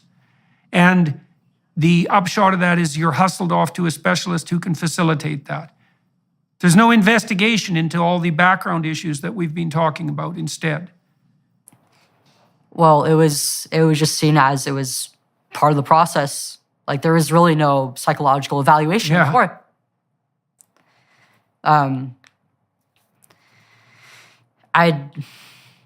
Yeah, that's utterly appalling. Yeah. You know, I've been embarrassed for years to be a member of the Intellectual Academy under the current conditions that universities, what would you say, have put themselves into. And I'm equally embarrassed to be part of the therapeutic community to hear a story like yours. It's absolutely appalling what happened to you. There's no excuse whatsoever for it. It's such a dereliction of responsibility that it's almost unimaginable. So it's really too bad that you weren't listened to in a lot more detail and with a lot more care, you know? Because what you went through, it's not that abnormal. You know, everything you told me about your unhappiness as a teenager, the fact that you were isolated in middle school, the fact that you had some doubts about your developing identity, it's like, yeah, that's pretty much par for the course for adolescents. Some kids get through it with a little less scarring than others, but most adolescents have a pretty damn miserable time for about 3 years. And so the fact that led you down a path to hormonal transformation and then surgery, and that adults aided and abetted this, you know, I have some sympathy for your parents, because when parents are told, you better support your child or it'll be suicide, it's like, well, that backs them into a corner. But the medical professionals and the counselors who dealt with you, that their negligence, it doesn't just border on the criminal, it crosses the boundary as far as I'm concerned. Okay, so now you're set, you go off to see a specialist. Who's the specialist and how do they treat you? It's important to note that, I mean, it absolutely was negligence, because not only was I given surgery for a problem that was psychological in nature, in the months before that, that was when I had been diagnosed with depression and social anxiety, and when my suicidal ideation started happening. I was, you know, at the beginning, they told my parents, like, your child will be at risk of suicide if you don't affirm her identity. But it wasn't until after I started the treatments that I started feeling like committing suicide. Yeah. Did you have a plan? No, I never really had a plan, but the feeling was prevalent enough to that it affected my day-to-day life.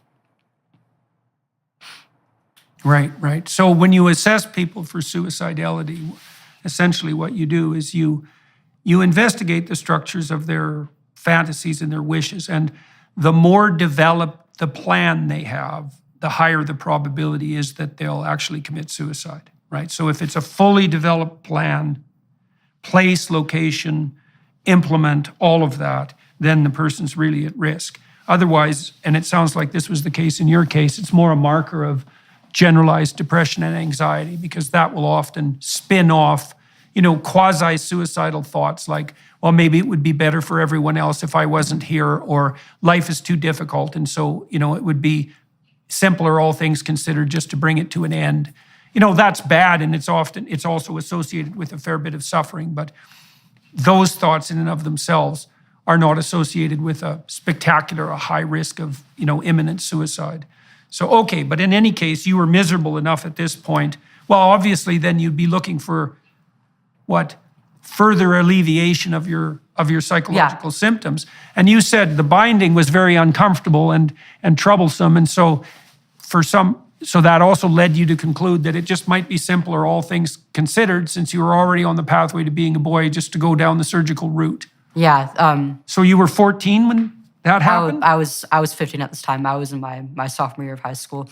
You were. They 15. also started to treat my depression. They decided to medicate me for it, and you know, from what little I knew about medicating depression, I often heard that SSRIs have all these terrible side effects. So I asked that they put me on something with as few side effects as possible, and they decided to put me on Wellbutrin, which I didn't know until after I stopped taking it, but it actually has like a huge black box label warning on it for use in children and adolescents, and it actually made me feel more suicidal over time. Okay. All right. So now you're 15 and you go see a specialist in relationship to surgery. How were you evaluated at that point? When you actually moved forward for the surgery? I don't remember much of it, but it was, I mean, obviously they didn't really do an evaluation of my mental health. It was just like, oh, so you're transitioning, you identify as a boy and you've been on hormones for such and such amount of time. So I was eligible. And after my first appointment, the surgeon told me about a top surgery classroom that was taking place in the hospital building and encouraged me and my parents to attend it. And I went, and I learned basically the same things that I learned in the surgeon's office, about like the different types of incisions and how it benefits gender dysphoria, basically just propaganda. There were maybe about like 12 to 15 or so other families in there. I noticed right away that all the other kids in there looked to be either younger than me or like they hadn't even started on hormones yet. And I was shocked that they were already seeking surgery. But I didn't really question it much of the time. They were just like, I guess this is just normal, and I'm not the only one going through this. Right. Well, and you were already a long way down the road, and so I guess you checked off the boxes as far as the medical practitioners were concerned. But at that point, it's also, for you, it's going to be increasingly difficult to reverse your decision. You're already in a couple of years, and that's a long time when you're only 14. And so it was on to the next step. So that happened when you were 15. Yeah. And so what was the consequence of the double mastectomy for you? What's been the consequence? By this point in time, I was 2 or 3 years on testosterone, and I'd been binding for roughly the same amount of time, and my breasts had lost their shape. They didn't look like they used to before. They didn't really have, they didn't, to me, it just looked strange. And I actually just started developing more insecurities with my body as I went through my transition. Like I had like these masculine features pop up, but it was all still on a female body. And there was like an incongruence between different features on my body, and especially my breasts. Like it was this masculine looking body with quite a bit of muscle, and yet these things were there and they weren't really in the best shape. And it became a source of insecurity for me. And, I thought that even if I wanted to, my chest would never be the same again. And so there was not really any point in keeping it. And before I went under the knife, they did tell me that I was going to lose my ability to breastfeed, but it was like, I'm going to be a man, and men don't do that. I also wasn't really thinking about being a parent at all, because I was a kid. Actually, this is kind of reminiscent of the of one of the appointments for getting the testosterone. My endocrinologist asked me some questions that were very adult in nature. I was basically being sexualized by my doctors. It was like, are you aware that you may experience vaginal atrophy, or are you aware that this may affect your ability to have children as an adult? And I just went along with it. It was like, oh yeah, I know that. I don't plan on having kids, and I also I never had sex by that point, so I didn't know just what effect any of that would have on my body.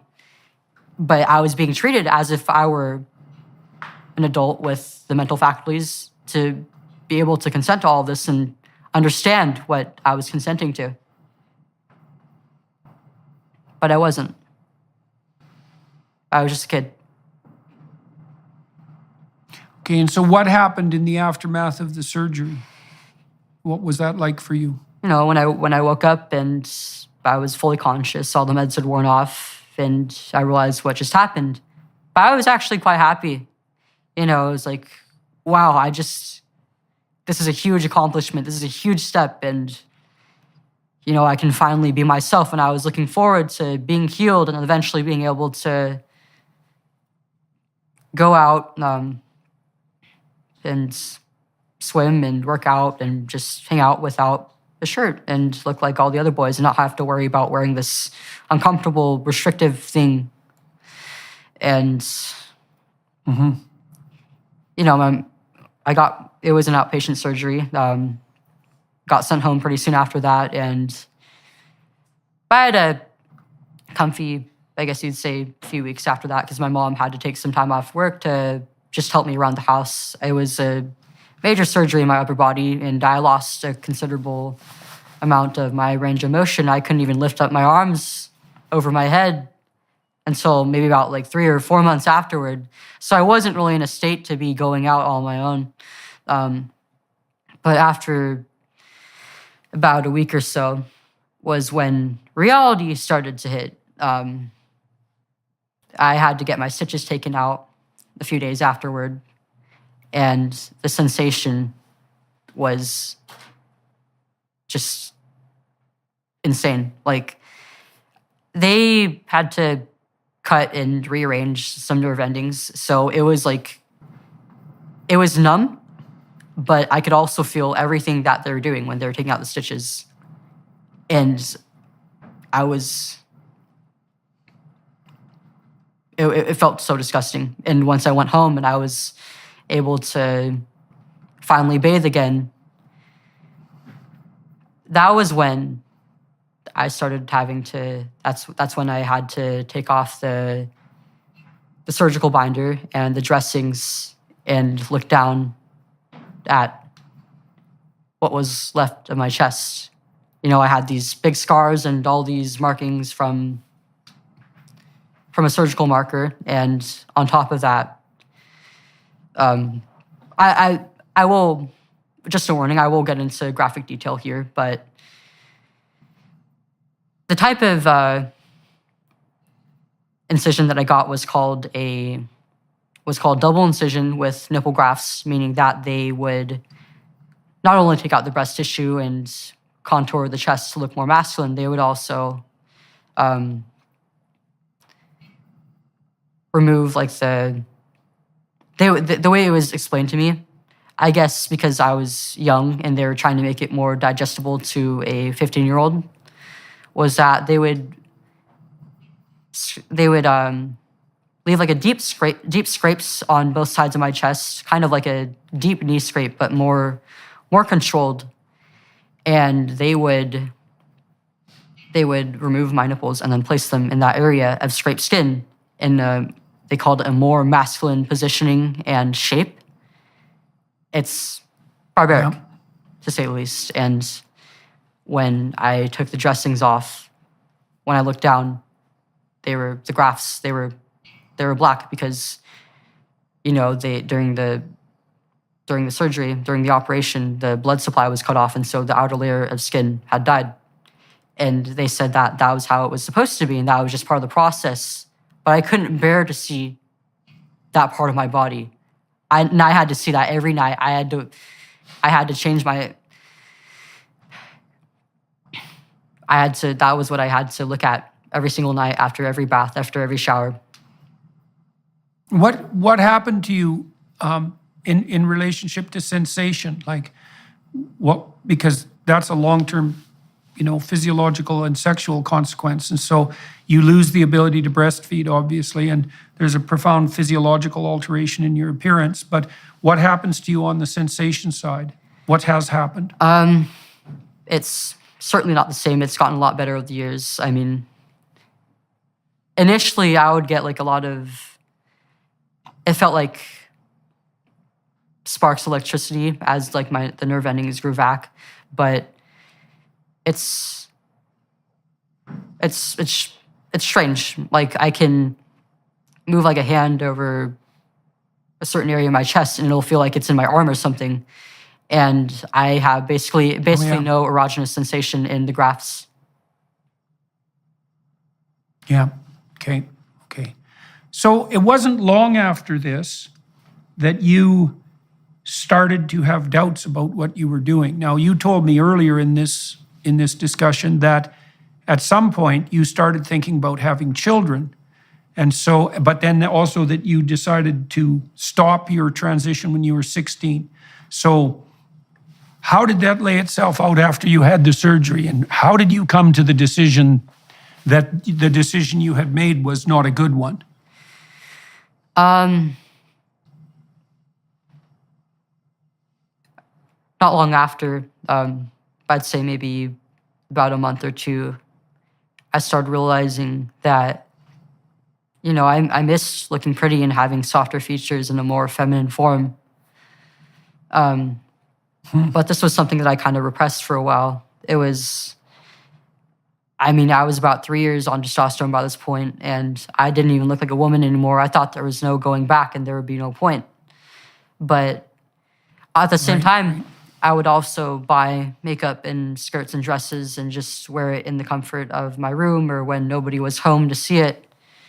And this caused a great deal of distress for me.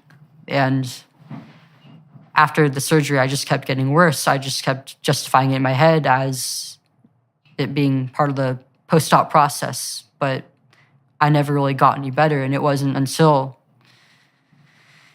maybe about 11 months after the surgery that I realized what the problem was. And, I was taking a psychology class at this point. I had a lesson, I had a chapter on child development and parenting. And one of the lessons was about the Harlow experiments with the rhesus monkeys, the ones exploring the relationship between a mother and her child, how things like physical affection and breastfeeding affect that. And I realized that my breasts were so much more than just sexual organs. I mean, they were a means of not only feeding my kid, but also I lost so much more than that. Of providing them with love and attention. Yeah, well, look, there's a woman named Tiffany Fields. She studied the work of a man named Riak Panksepp, and Panksepp showed that in order for rat pups to develop properly, they had to be physically stimulated, touched, licked, loved. The experimenters can duplicate that by massaging them with the end of a pencil eraser. Anyways, Tiffany Fields showed that if you took premature kids that were in an incubator and you massaged them 3 times a day for 10 minutes, that they developed as fast physically as children in utero. There's a huge body of research showing that skin-to-skin contact is crucial. That's physical love. That skin-to-skin contact is a crucial part of establishing the domain of love that's necessary for children to flourish. Food, shelter, the provision of adequate water, etc. Those basics are necessary, but that physical contact and love is equally necessary. And so it's definitely the case that, breastfed children tend to thrive more thoroughly, right? And that's partly a nutritional issue, but it's also partly an issue of the fact that a lot of the love that's maternal love that entices children into life is a consequence of physical contact. And so, that's a hell of a realization. So that started to dawn on you in high school after you had the surgery. Yeah, I felt like a monster. Then you were starting to think about having kids at that point. And so why? What do you think that was triggered by the surgery? What switched you? I think it was most of that class. I mean, I was learning a lot about myself and also about parenting and about children. And that was when I realized, I think I want to have kids someday. And, I started really thinking about it, not only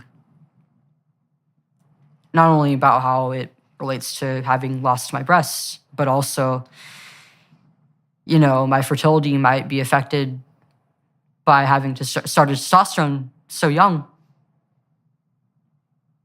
And do you know whether that is the case now? Have you been tested in any manner that indicates whether the blockers and the testosterone have interfered with your fertility? I don't know.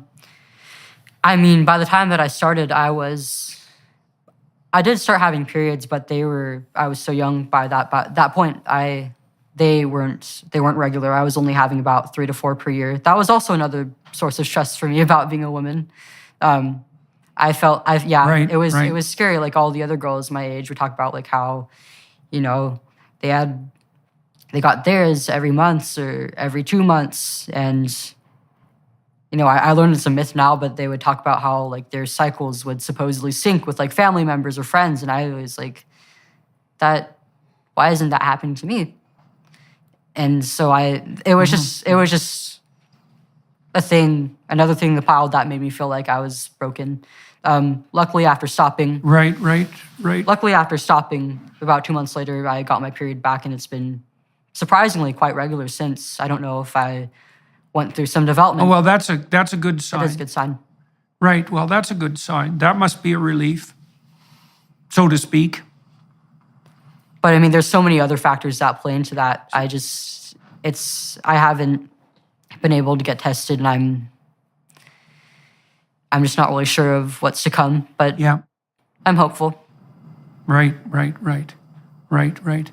Okay, so when did you stop taking the testosterone, and when did you announce this to your parents? Well, when did you announce this to yourself and then to your parents and all the other people around you who knew? I think after my junior year wrapped up, one night I just kind of broke down crying, and I realized that I regretted my transition, and I called a friend and I texted my mom. I couldn't call her or talk to her about it in person because, I had a lot of guilt. I had a lot of shame, and I didn't want to let her and dad and the rest of the family down after so many years of doing this. And they invested Right. their time and their money into doing this, and it was pretty much for nothing. And I hated that. It was also just shameful to admit that I was wrong after so much time, especially since I didn't even look like a girl anymore by that point. Right. Yeah, well, it's quite remarkable in some sense that you did reverse your decision, and you seem to be indicating to me that it was the realization that you wanted to have children that was the real telling moment of transformation, was it? It was definitely one of the biggest catalysts.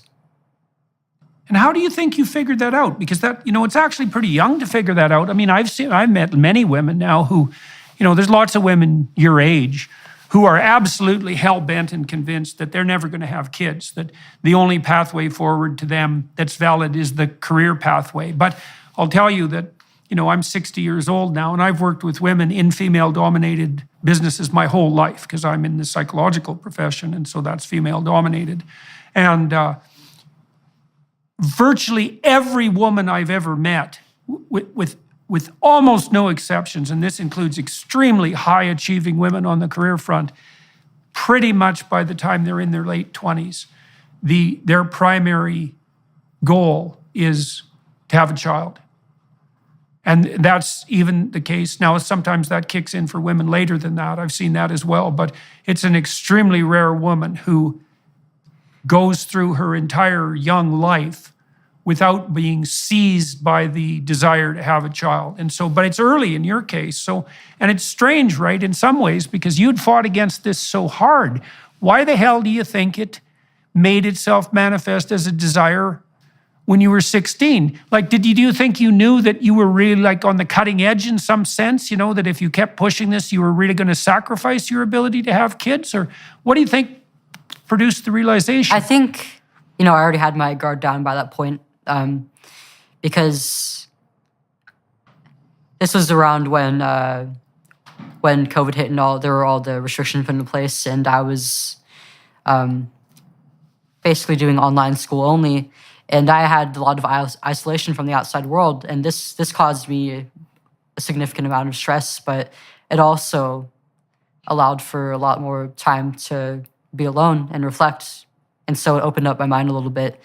And So what were you fantasizing about on the family front when you were looking forward into the future? You were thinking about having, did you have some idea of how many kids you wanted to have? Did you have some idea about the marriage or the family structure? What was making itself manifest in your fantasy? I mean, when I started, I was so young that I wasn't even thinking about all that yet.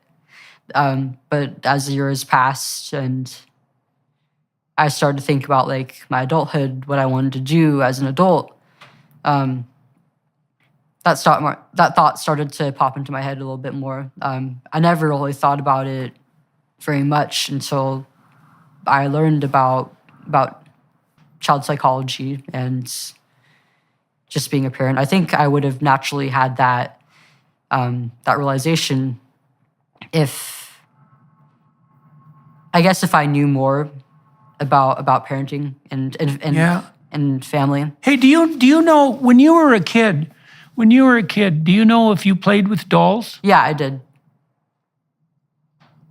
You did. Okay, so that was there. Can you remember whether or not you enjoyed that? I know that's a long time Yeah, ago. I did. And were they baby dolls or were they They were Barbies? Barbies and Bratz. Okay, so they were teenage dolls. Did you have any baby dolls? Not that I can remember. Okay. See, that's interesting. You know, even among chimpanzees, if you allow chimpanzee juveniles free choice, the males will pick trucks and wheeled things and gadgets, and the females will pick dolls. And the female chimps will carry the dolls around, teddy bears and so forth, for months and develop a very deep attachment to them. And, you know, one of the things, it's really necessary for young girls, and perhaps for young boys, but certainly for young girls, to play with baby dolls. It's really necessary because that's all part of that practicing that deep female role. And, you know, without that, well, you don't have a chance. That's how kids think, eh? They think by playing. And if they don't have a chance to play that out, then, well, they don't explore that. And so it didn't even make it manifest in your own life until you were like 16 and had gone through all this bloody misery.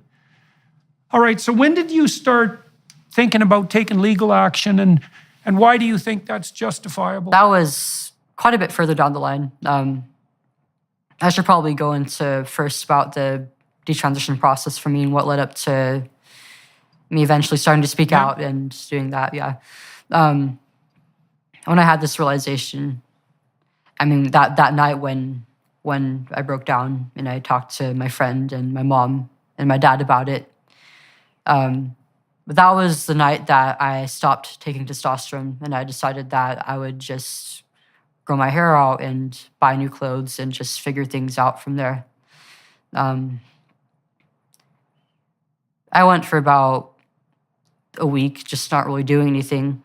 I was just kind of at rock bottom at that point, and I didn't really see a reason to do anything anymore. I just stayed in my bed or in my bedroom all day, didn't really go out except to use the restroom or get some food. But mom and dad would come and check in on me, and it was comforting, and that kept me going. And then I had to figure out everything from there pretty much on my own. I told my endocrinologist, I told my therapist, my endocrinologist, and my gender specialist that I regretted my transition very deeply, that I was going to stop. And I didn't really get a whole lot of guidance on it. I guess they really couldn't, because it would be against the law to suggest anything other than...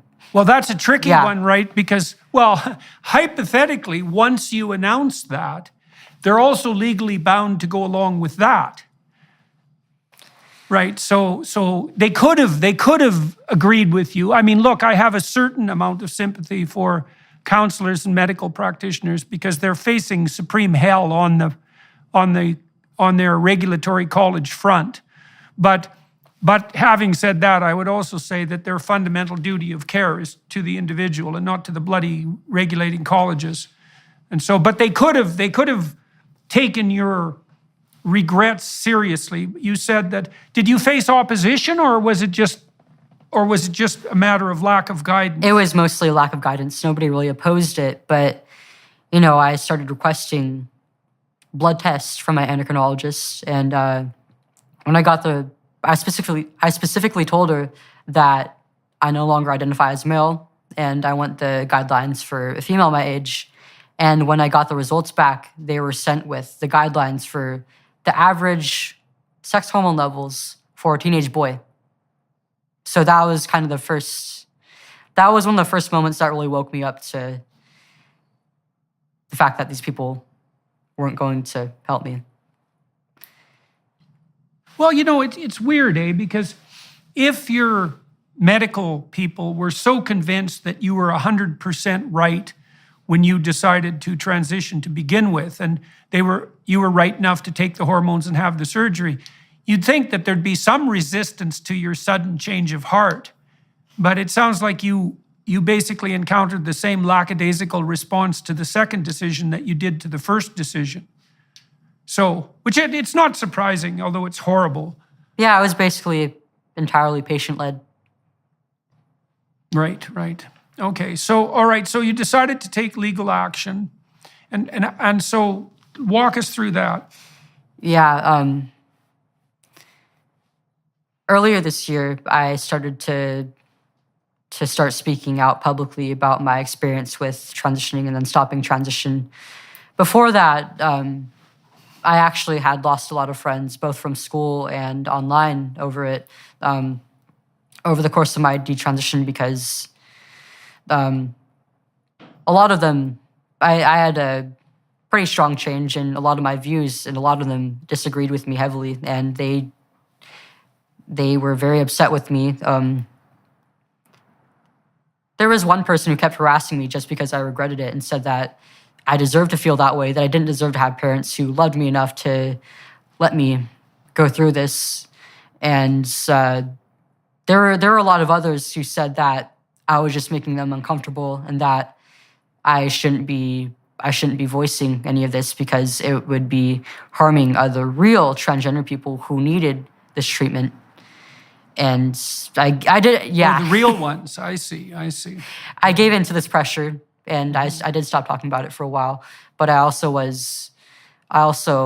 got involved in communities online of people who regretted their transitions. And I realized that that wasn't the case at all, and that I just couldn't shut up because this is something that's happening more often than even I thought was happening. I didn't even know that detransition was a thing until it happened to me.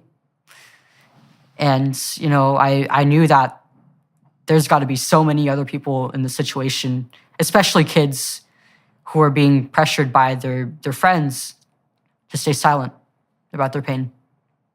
And it's not necessarily that I want to speak out about it, but I feel called to. And so I started this year. And what do you think is the core of your claim that you fell prey to, say, medical and counseling malpractice? What do you think was done wrong with you? Quite a lot, actually. The most immediate thing I can think of would be the fact that the consent forms weren't really comprehensive. They were very vague. They didn't list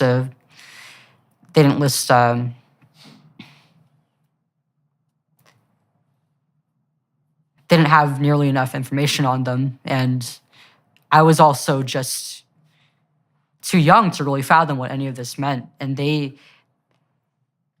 can make the argument that my parents... Well, consent has to be documented, but it also has to be informed. And informed means you have to understand what you're consenting to. And so from my perspective, especially when you were really young, say around 12, and you first went into therapy, there should have been a very deep investigation into your background and then a laying out of a whole comprehensive range of options and a lengthy discussion of the consequence of all of those options.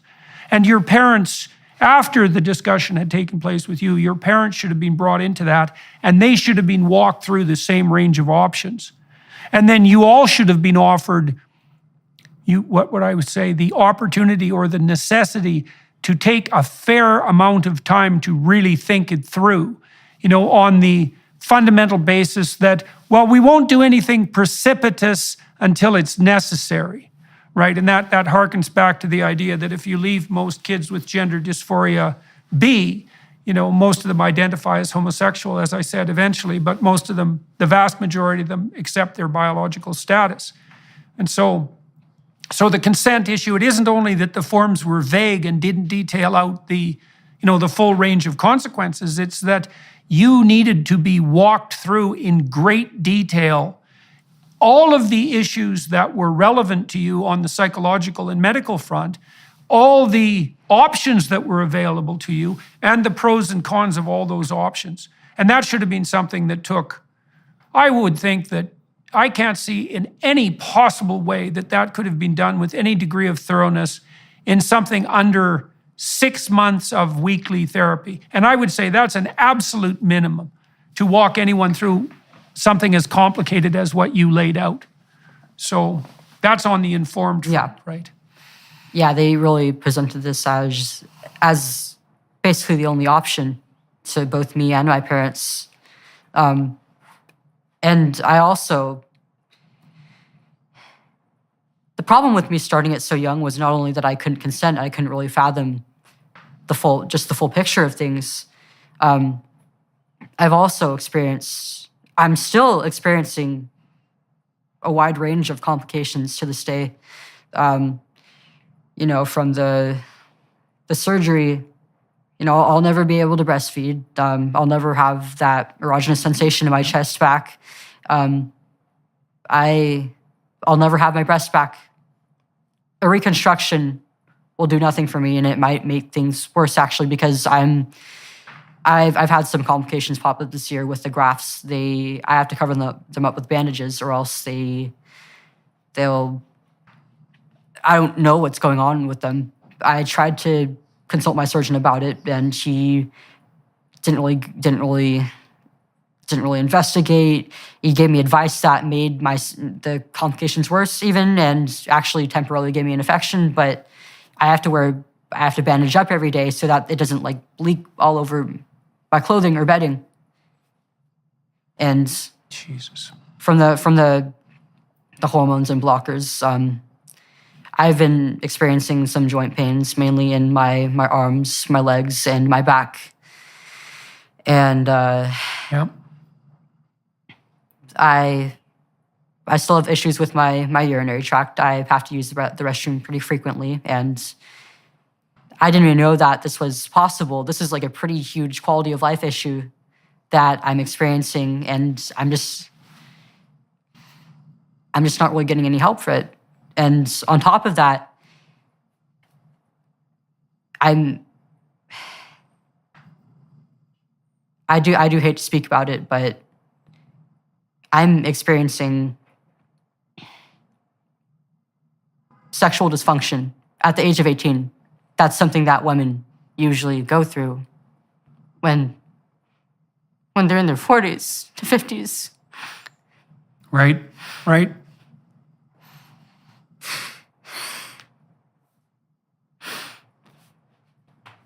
How was I supposed to know?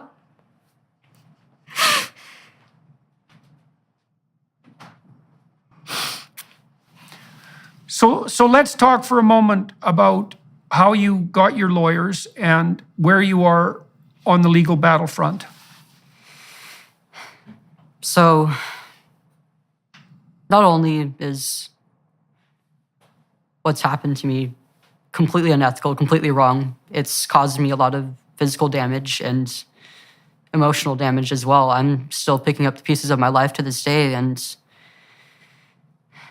I often find myself feeling like a broken woman, all because of a choice that I made, that I was allowed to make as a kid. And I think it's very clear just how wrong all this is. None of this should have been allowed to happen. What has happened legally? Have you served a set of people with notice that you're taking legal proceedings, or are you still in the planning stages of that? So we've filed a letter of intent to sue against Kaiser, my healthcare provider, as well as the hospital that I underwent the surgery at. And the surgeon who did it, the gender specialist who referred me to that surgeon, and the endocrinologist who had put me on hormones. We're still in the 90-day period. Right. So this is all just unfolding now. So you're going to end up with a pretty damn thorough medical and legal education by the time you're done all of this, and media education as well. That's for sure. So look, we should wrap this part up. For everyone who's watching and listening, I'm going to talk to Chloe for another half an hour on the Daily Wire Plus platform. I think what I'm going to do, I often walk people through the development of their career, but that's not relevant in her situation. What I'm going to do instead is talk to Chloe about, she was recently at an event with Matt Walsh, and I want to talk to her about that, and I want to talk to her about the response she's got from the gender, let's say, ideologues and activists in relationship to going public with her decision to detransition. So we're going to delve into that for about half an hour. And so if those of you who are watching and listening found this interesting and you're inclined, switch over to the Daily Wire Plus platform and we'll fill in the political end of this, at least to some degree. And Chloe, thank you very much for talking to me today. And it's really, what happened to you is really unforgivable in my estimation. You know, you were very badly mishandled by the people who should have been taking care of you on the professional front. And you were, offered a pathway forward that I can see to be highly tempting for someone in your situation. But there were many, many, many, many other options available to you on the therapeutic front that would have resolved the problems that you've had to the degree that human problems can ever be resolved without having to wander through this bloody, catastrophic labyrinth of pain and suffering and confusion that you've been subject to for the last 5 years. And so I hope that you can get yourself back on proper footing and move forward. And I wish you all the luck there is on the legal front. I hope your damn legal system in the United States isn't so corrupted already by all this woke nonsense so that it'll be impossible for you to proceed. But I suspect that the medical community who's been complicit in this kind of butchery has an awful shock waiting for them on the legal front. That's certainly started to manifest itself in the UK with the closing of the Tavistock Clinic. And I think there's 1,000 lawsuits right now pending in relationship to the Tavistock Clinic. So the tide is beginning to turn, and when it turns, there's going to be an awful lot of reparations made on the part of culpable medical professionals and their counseling acolytes. So good luck with that, eh? And keep your head up. And we'll flip over to the Daily Wire Plus platform. For all those of you watching and listening, thank you very much for your time and attention. And thanks again, Chloe, for being willing to wander through this, relatively painful personal territory. Thank you so much. Hello, everyone. I would encourage you to continue listening to my conversation with my guest on dailywireplus.com.